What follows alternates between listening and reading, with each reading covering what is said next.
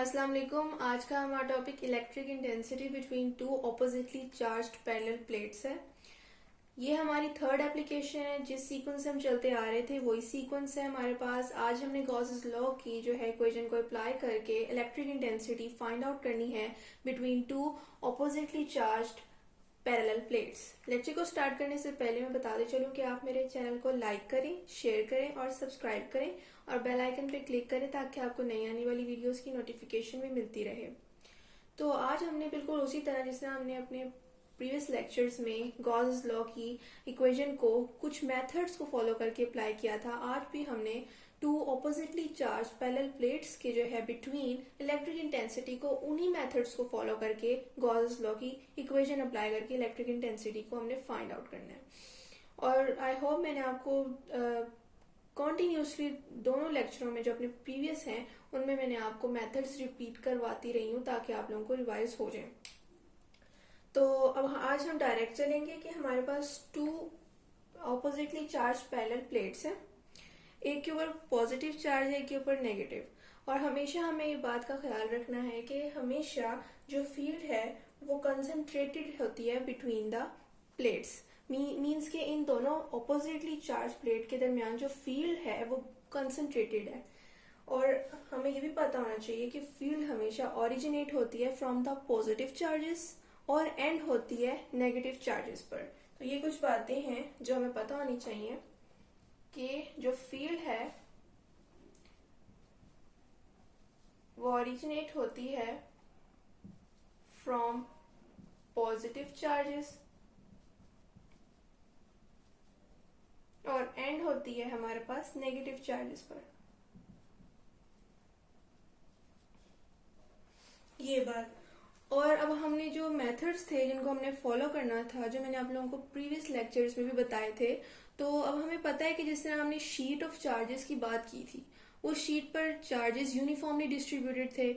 यहाँ पर भी सेम वही केस है कि यहाँ पर ऑपोजिटली चार्ज्ड जो पैरेलल प्लेट्स हैं, ईच प्लेट पर जो है चार्जेस यूनिफॉर्मली डिस्ट्रीब्यूट हुए हुए हैं। बेशक वो ऑपोजिट हैं लेकिन अपनी अपनी प्लेट्स पर वो यूनिफॉर्मली डिस्ट्रीब्यूट हुए हुए हैं, like the sheet of charges जो हमने प्रीवियस लेक्चर में पढ़ा। तो हमने वहां पर भी कंसीडर सबसे पहले सरफेस पे मौजूद चार्जेस जो यूनिफॉर्मली डिस्ट्रीब्यूट हुए हुए थे उसकी वजह से सरफेस चार्ज डेंसिटी को पहले हमने देखा था। तो आज भी हमने सरफेस चार्ज डेंसिटी को पहले देखना है।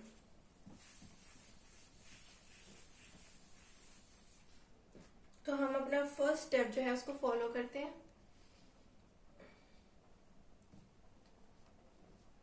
सरफेस चार्ज डेंसिटी को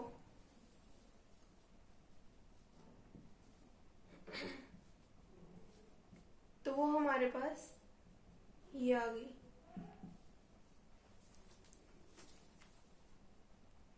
अब हमारा सेकंड स्टेप, जैसे कि आप लोगों को पता है कि हम गॉसियन सरफेस इमेजिन करते हैं, तो इस केस में ऑपोजिटली चार्ज प्लेट्स के केस में हमें होलो बॉक्स जो है as a Gaussian surface consider करना है,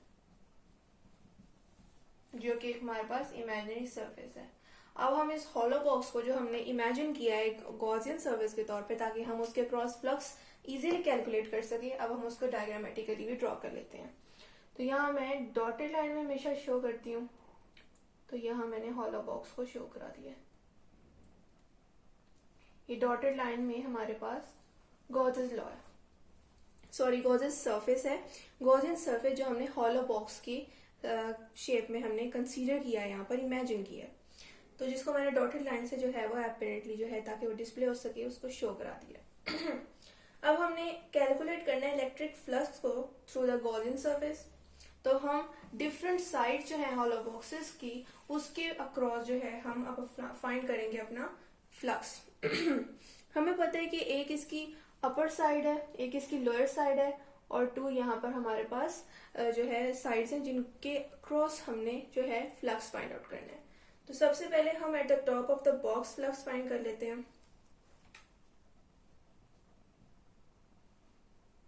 at the top of the box हमें पता है कि वो जो साइड है बॉक्स की अपर वाली जो साइड है वो बिल्कुल इलेक्ट्रिक फील्ड के जो है वो ऊपर है मतलब कि ऐसी जगह पर है जहां पर जीरो इलेक्ट्रिक फील्ड प्रेजेंट है। तो यहाँ पर हम इजीली कंसीडर कर लेते हैं फ्लक्स का। हमने फॉर्मूला लगाया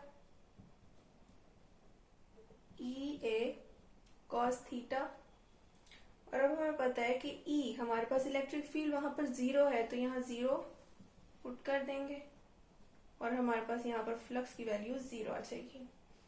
ये हमारे पास फ्लक्स आया है at the top of the box.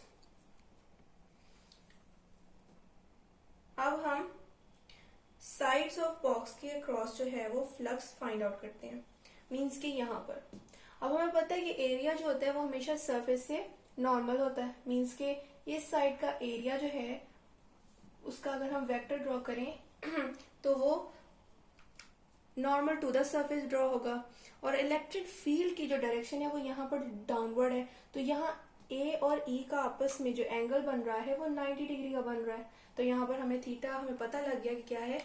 मैं यहाँ पर फ्लक्स का फॉर्मूला अप्लाई करती हूँ, ई ए कॉस थीटा। थीटा हमें पता चल गया 90 है, तो यहाँ cos 90 पुट किया। cos 90 हमारे पास जीरो होता है, तो हमारे पास सेकेंड फ्लक्स जीरो आ गया। सेम केस इसकी ऑपोजिट साइड पे होगा, क्योंकि वहां पर भी जो सरफेस एरिया है वो नॉर्मल टू द सरफेस है, जबकि फील्ड लाइन की डायरेक्शन जो है वो डाउनवर्ड जा रही है, तो बीच में एंगल जो है वो 90 डिग्री का बन रहा है। तो वहां पर भी यही केस होना था कि हमने cos 90 पुट करके जीरो कंसीडर करना था, उस साइड पे भी फ्लक्स, यानी कि flux of the third side भी हमारे पास जीरो आया। अब हमने लोअर सरफेस का जो है उसका फ्लक्स फाइंड आउट करना है, तो हमें पता है कि यहाँ पर जो वेक्टर एरिया ए बन रहा है वो भी डाउनवर्ड बन रहा है एज इलेक्ट्रिक फील्ड। तो इन दोनों की डायरेक्शन आपस में पैरेलल हो गई। तो फिर अब हम इसका फ्लक्स निकाल लेते हैं कि वो क्या होगा हमारे पास।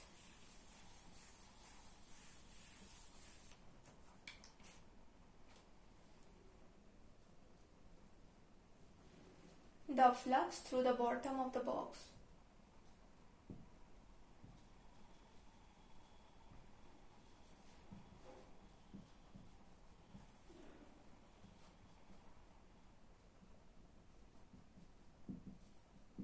फ्लक्स का फॉर्मूला से ओपन करके लिखा। हमें पता है थीटा हमारे पास यहाँ पर क्या आया है, जीरो, और cos जीरो हमारे पास 1 होता है।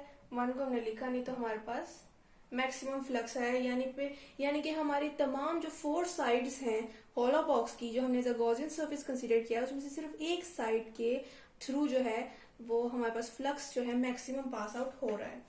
तो हमने क्या करना है कि टोटल इलेक्ट्रिक फ्लक्स निकाल लेना है इन तमाम रिजल्ट्स का जो हमने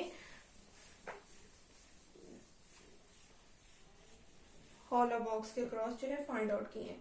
तो टोटल इलेक्ट्रिक फ्लक्स सबके रिजल्ट को हमने सम अप कर लेना है।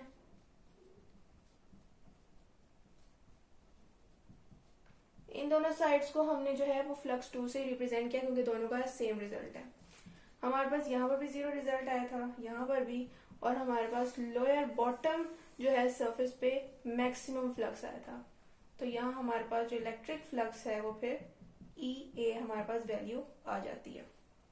यहाँ तक हमने इलेक्ट्रिक फ्लक्स फाइंड आउट कर लिया अक्रॉस द गॉसियन सरफेस।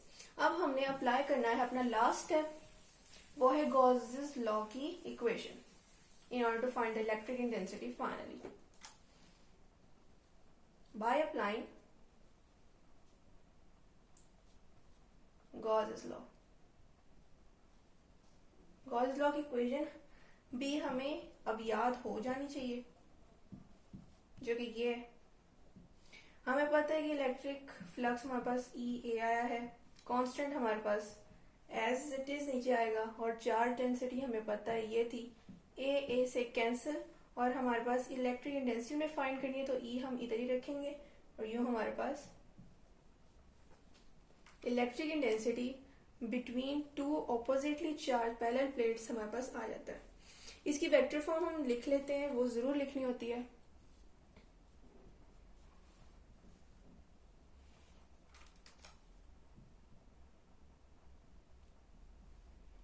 और साथ में आर यूनिट वेक्टर, जो कि डायरेक्टेड है from positive to negative plate, जो हमेशा डायरेक्शन ऑफ इलेक्ट्रिक फील्ड को रिप्रेजेंट करता है। और यहाँ पर इलेक्ट्रिक इंटेंसिटी की डायरेक्शन देना जरूरी होती है, इसीलिए हम इसकी वेक्टर फॉर्म को यहाँ पर जरूर रिप्रेजेंट करते हैं और साथ यूनिट वेक्टर आर डालते हैं, जो किसको रिप्रेजेंट करते हैं, electric intensity means electric field की डायरेक्शन को, जो in case of parallel plates positive to negative जो है वो डायरेक्शन उसकी है। तो ये था आज का हमारा टॉपिक, जिसमें हमने गॉसेस लॉ की लास्ट जो है एप्लीकेशन को डिस्कस किया कि किस तरह गॉसेस लॉ को अप्लाई करने से हमारे पास पैरेलल प्लेट्स के बिटवीन इलेक्ट्रिक इंटेंसिटी को कैलकुलेट किया जा सकता है।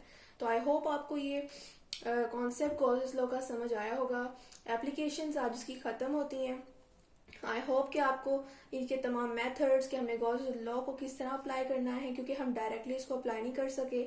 हमें गॉसेस लॉ की इक्वेशन में मौजूद कुछ पैरामीटर्स हैं, जैसे कि electric flux, charge enclose by the Gaussian surface, इन तमाम चीजों को हमें पहले इनकी वैल्यूज फाइंड आउट करनी होती हैं, तभी हम गॉसेस लॉ की इक्वेशन को अप्लाई करके फाइनल रिजल्ट तक पहुंच सकते हैं।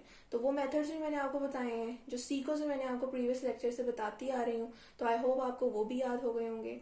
तो अब आप अपनी टेक्स्ट बुक लें और उसको दोबारा रिवाइज करें, इन तमाम गॉसेस लॉ की एप्लीकेशंस को और गॉसेस लॉ को भी, क्योंकि ये इंपॉर्टेंट बहुत है। ये अक्सर लॉन्ग क्वेश्चन के तौर पे कोई भी एप्लीकेशन बोर्ड में पूछी जा सकती है। फिर भी कोई क्वेश्चन हो तो आप कमेंट में जरूर पूछें, मैं आपको जरूर बताऊंगी। और मैं फिर बताती चलूं कि आप मेरे चैनल को लाइक करें, शेयर करें और सब्सक्राइब करें और बेल आइकन पे क्लिक करें, ताकि आपको नई आने वाली वीडियोस की नोटिफिकेशन भी मिलती रहे। शुक्रिया, अल्लाह हाफिज।